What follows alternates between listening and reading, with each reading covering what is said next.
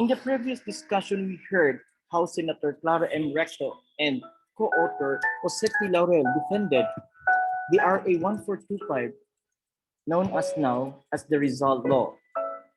This day, we are going to talk about honoring on how we honored the Filipinos who became a national heroes in our country and the Philippine national literatures for those who haven't heard yet, especially during the time of Dr. Jose Rizal.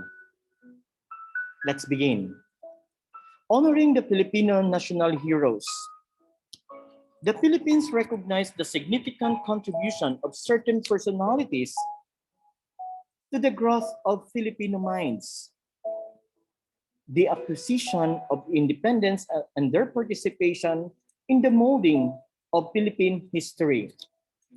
Nonetheless, there was no law, nor executive order, nor proclamation issued officially to proclaim a Filipino historical icon as a national hero. Even Jose Rizal, despite his enormous contribution to the Philippine history, was not clearly proclaimed as a national hero. There were laws rather, enacted honoring significant historical persons and their heroic acts that molded history. Jose Rizal's position in the Philippine history is a tribute to the continued respect or acclamation of the people in recognition of his contribution to the significant social transformations that took place in our country. Jose Rizal was not the only one who was recognized as a hero. Bonifacio also acquired a spotlight in heroism. He remained an inspiring icon who did his best to acquire knowledge and fight against the Spanish colonizers. He received an indirect acknowledgement of his heroic deeds by being recognized as a national hero, and his date of birth was made a national holiday.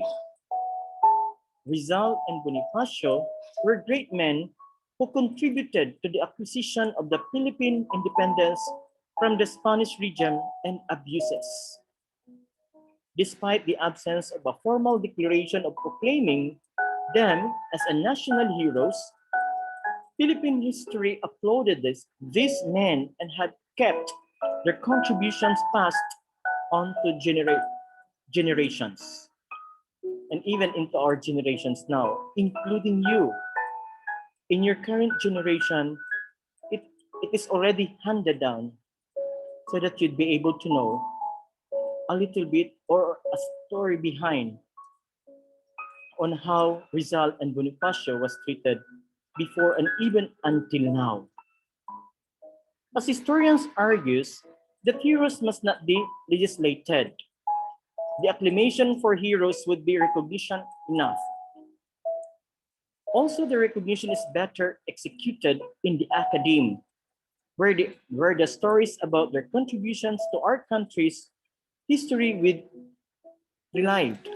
Now, if you're going to talk this directly to the academe without further explanation, without a little bit background of the history of that person, do you think that you can absorb it immediately? Maintindihan mo kaya kung ano itong tinatawag natin a national hero? I don't think so. Kailangan din natin ng konting history behind of there being a national hero para maalis yung sa ating isipan, ang haka-haka, para maalis sa ating isipan, kung kunwari naging national hero sila, pero wala namang nagagawa.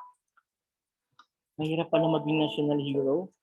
Kailangan ba talagang mapatay o patayin para maideklara ka? E paano naman yung busilak ng ginagawa natin na hindi na-recognize ng ating sambayanan na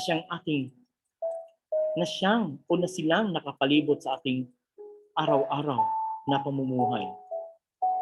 Para sa akin, magulang ko, sila din ang mga heroes ng buhay ko. Anak ko, asawa ko, sila din ang mga heroes na dumating sa buhay ko. E ikaw, sino nga ba ang totoong hero ng buhay mo? Easy. Okay? To recognize important personalities in our history, the government promulgated programs and committees that would keep an eye on remarkable icons from the past.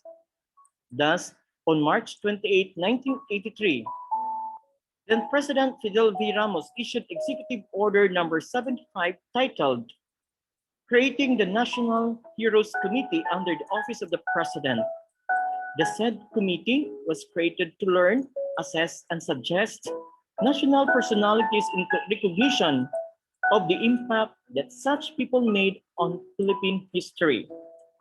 It was the committee's duty to make sure that just recognition be given to heroes for their authentic character and extraordinary triumphs for the country. So, authentic character.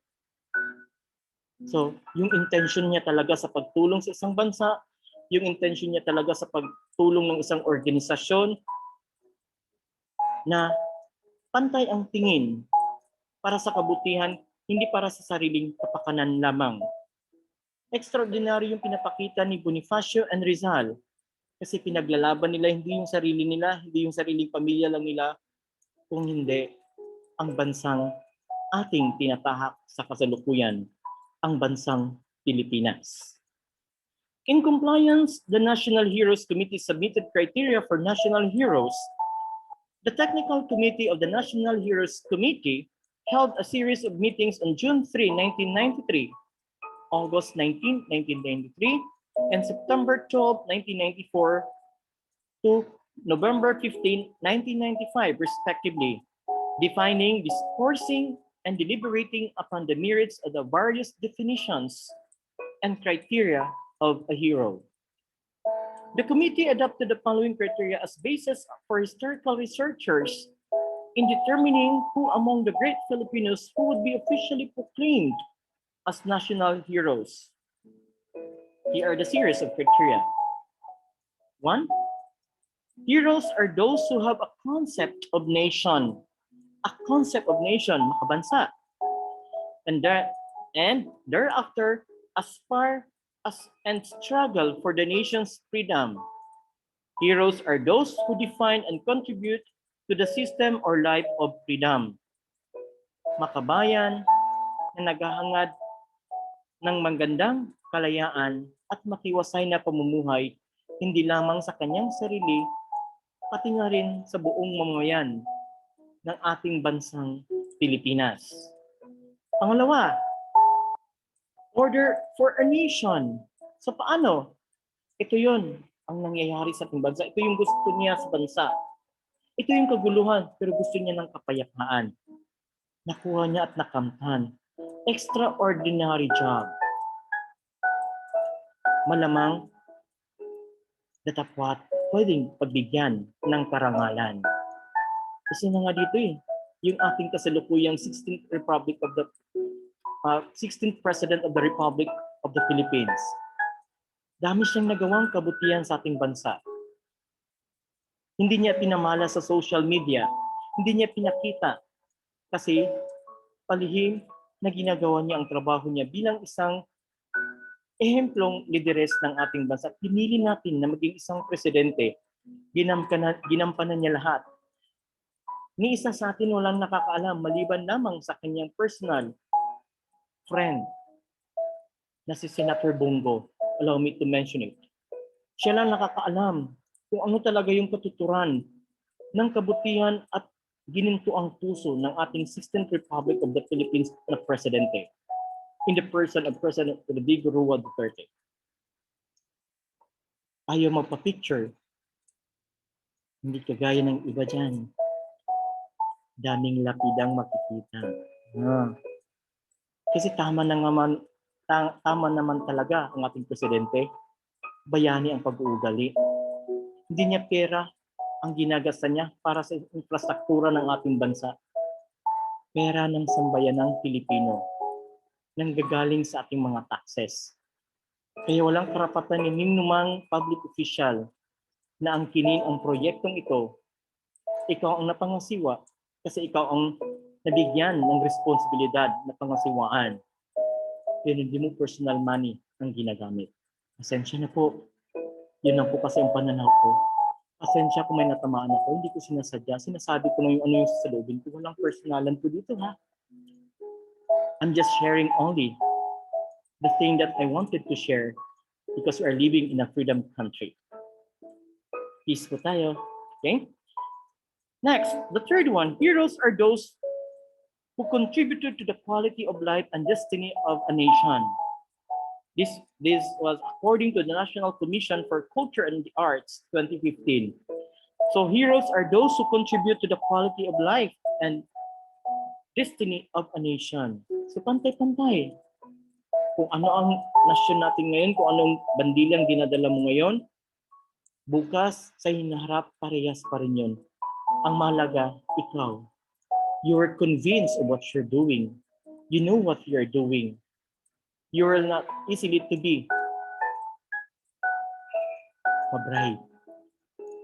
Hindi ka basta-basta madiktahan. Hindi ka basta-basta mautusan. Kasi alam mo kung ano yung ginagawa mo. Alam mo kung anong tama, pinagpatuloy mo. At ano yung mali, iniiwasan mo na. And that's how we honor our Filipino national heroes and how they created a criteria.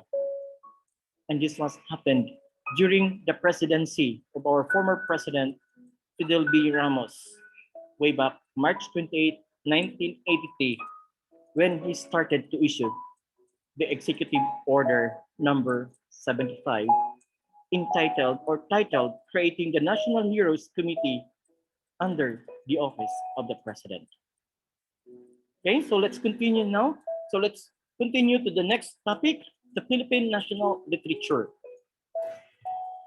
Rizal's written masterpieces, the Noli Me Tangere and the El Filibusterismo, and its sequel, El Filibusterismo, are considered constant and inspiring sources of patriotism and nationalism for the youth during their formative years. The Rizal bill showed the existence of a corrective space, an ensemble of discourses and practices creating the field of literary education in the Philippines. It is a written work which shows the life of Filipinos from the past and is a good source of learning the value of education. The novels portrayed the Filipino people whose national character had been shaped by literary works and the reading of these works. The bill gave Rizal and his novels not only a central place in the state's nationalist project, but also a recognition of their vital role in enabling Filipinos to grasp the ideals of freedom and nationalism according to HAL 2000s. Rizal was equipped with extraordinary literary skills, such was seen in his masterpieces The Noli Me Tangere in 1887 and Il Filibusterismo in 1891. The Noli dealt with the country's present and the Fili pointed to its future. Okay? Tandaan natin ha, ang Noli, tinatalakay niya ang kasalukuyan. Ang Fili, tinatalakay niya at sinasabi niya ang hinaharap. Okay? Tandaan. Again, ang Noli, sinasabi niya ang kasalukuyan. Ang Fili, sinasabi niya ang hinaharap. Meanwhile, Rizal's remarks of Morga, Sucesos de las Islas Filipinas, trace the lineaments of the country's past. Writing had become his tool for reforms to awaken the Filipinos from abuses that the colonizers had been doing for centuries in the country. Literature gives importance to nationalism, thus Rizal viewed it as something essential. Literature has always been reliant on history, bringing people back to the past where social, psychological, and linguistic resources portray old events that impact the present time.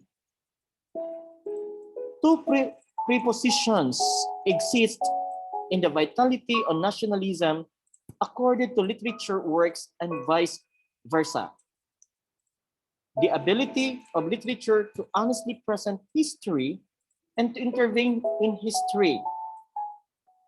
Literature opens the door leading to significant events, which describe certain setups, behaviors, and the current image of society today, according to Mujeres 2013. Literature can be good as basis of history and taking a glance of the past attributes of Filipinos. Nevertheless, literature has its intervening function. Taking a look at Rizal's novels, it was artifactual, a mixture of reality best portrayed by fiction characters, which represent certain people back then.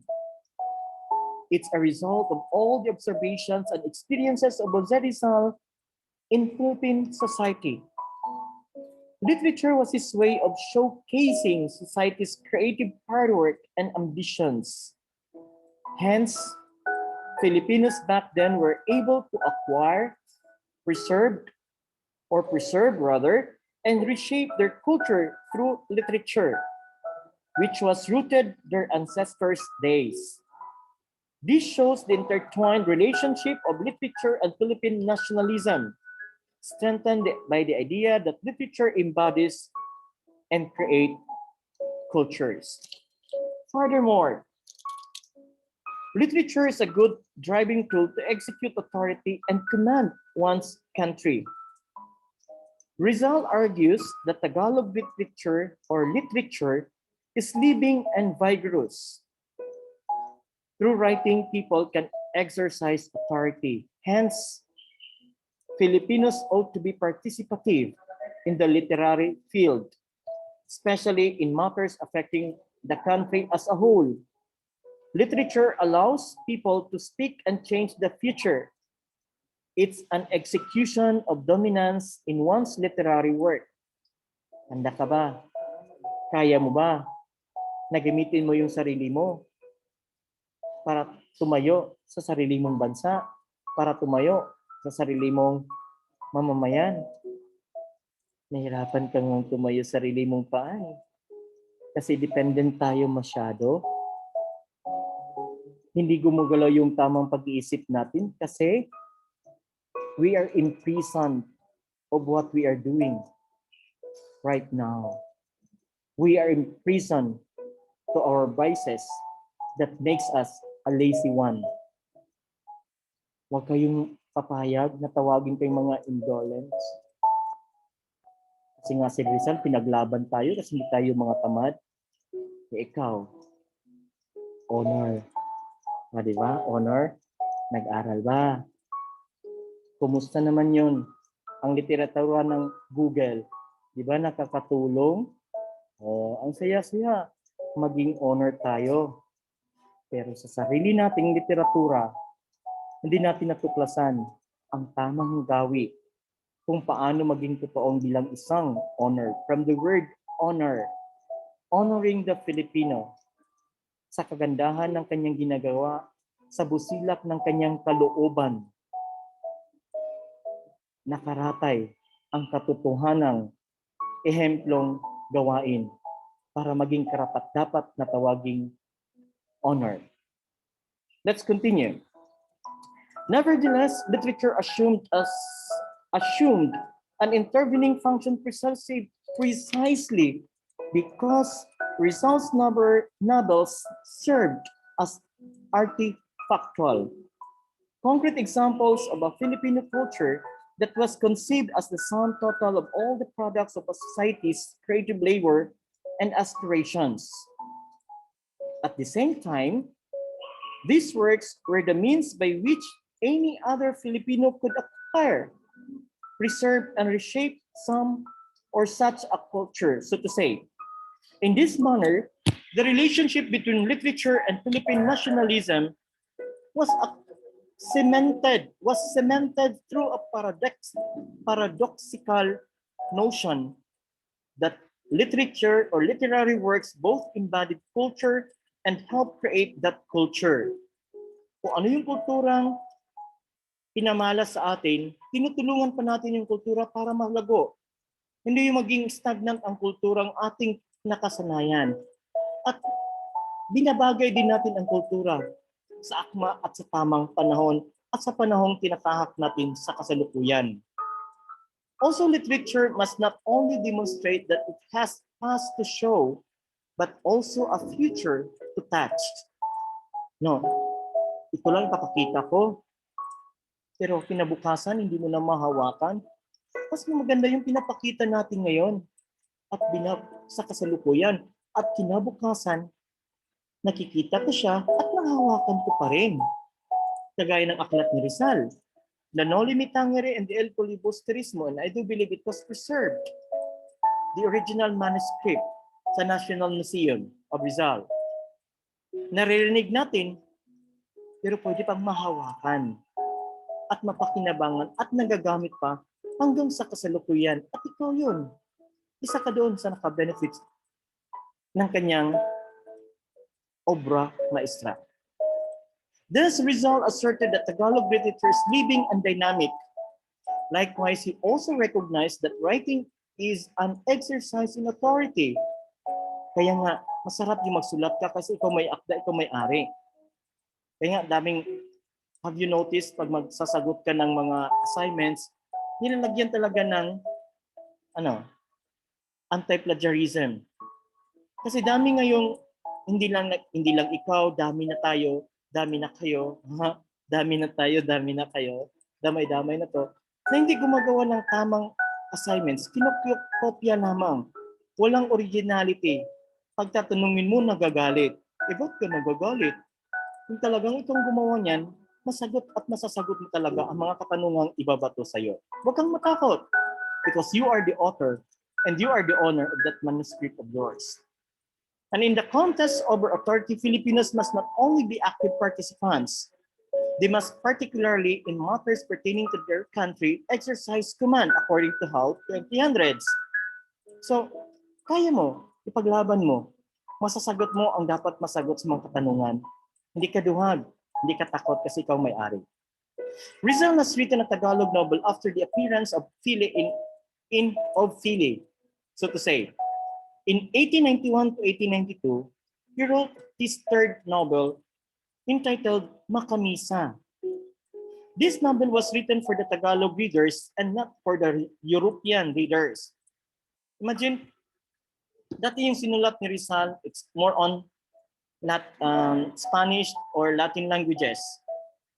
Kailangan pang translate into English para mas lalo mong maintindihan. Pero gumawa siya ng 3 nobela niya, Makamisa, para sa ating mga Pilipino. Payag ka ba? Sabihan tayo na tamad tayo magbasa? Payag ka ba na dami kang aklat pero hindi mo naman binabasa? Kunwari feeling bright lang tayo, pero hindi man pala. I'm sorry. Okay, let's continue. This novel was written for the Tagalog readers and not for the European readers, according to Rizal. At that time, he had written such novel, he was on his way back to the Philippines, and the propaganda movement was starting to shift at home when Rizal embarked on his third novel. He was also assisting his brother Pachano in translating the Noli to Tagalog. Making Tagalog novels was Rizal's way of speaking to his fellow Filipinos. Rizal was also motivated to write a novel with a modern sense of the world, an artistic and literary novel. Rizal's third motive was to write a novel that would deal exclusively with the usage, virtues, and defects of the Tagalogs. To achieve his motives, Rizal wrote Makamisa, which he admitted to have given him a hard time in Tagalog. Though it was aborted, Rizal's turn to the native was not in vain. It's taken as a sign of the desire for a literature more deeply anchored in the realities of home, according to Muhares 2013. Tandaan natin, may pangatlo siyang aklat, pero hindi natapos-tapos, intended para sa ating mga Filipino na nagsasalita ng Tagalog. Hanggang dito lang, hanggang sa sunod nating pagkikita sa ating talakayan. Stay safe always. God bless everyone.